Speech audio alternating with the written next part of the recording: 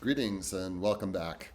This is in some ways one of my favorite of all vignettes, and perhaps for a course at the California Institute of Technology, a place that I'm blessed to be a part of, on physics meets biology may seem completely out of place, but in fact, this is a vignette that I think is extremely important to us as researchers and is related in a way to a few lines from the poem If by Rudyard Kipling, where he speaks of treating the imposters, and I love that word, the imposters of failure and success in the same way, with equanimity, with a bit of a sense of humor, and so on.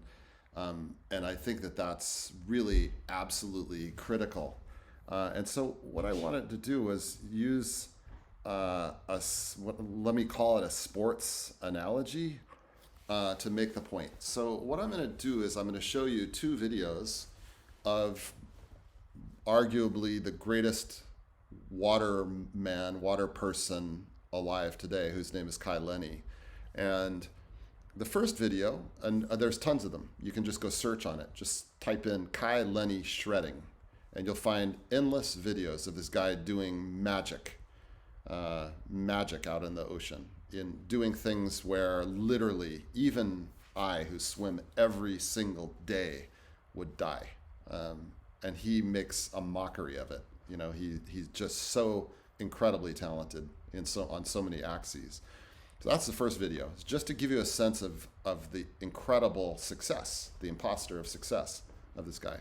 This year, he's also been posting wonderful videos of himself getting absolutely annihilated out in the ocean, and he does it almost every time he's out on one of the biggest days of the year. So I'm going to show you a video of him in Portugal, and I'm going to let that one run. It's relatively long. The music is kind of loud. Look, let me make this simple. Don't watch this video if you've already made up your mind that, this is not related to science. That's fine. You won't offend me in the least. I'm telling you because I believe that we do not have a good attitude about failure. We do not have a proper approach to the need to fail in our science, in everything that we do. And so for me, I take great inspiration from seeing a guy like this do what he does, magically doing what he does, and then at the same time to see the huge and horrendous failures that he suffers. So here we go. So I will interject at one point, and then we'll say nothing more. Watch carefully right now. He's about to do what's called a 360. Watch. Here he goes. Okay.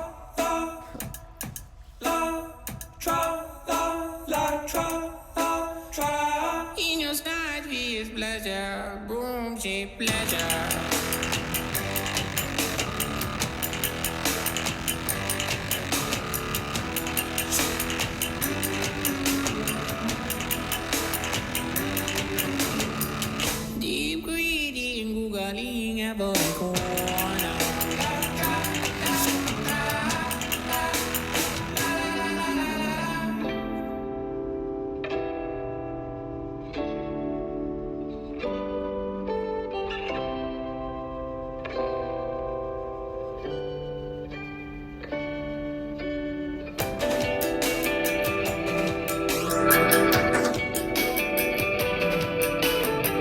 So there's only one word for that, and that's playful.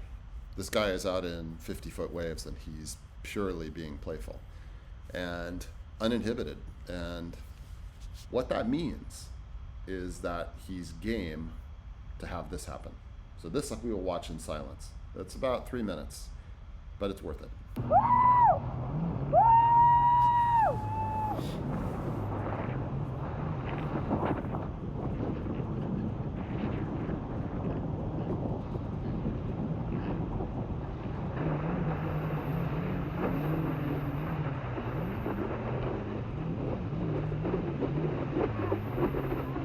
Which way? Left? Yeah.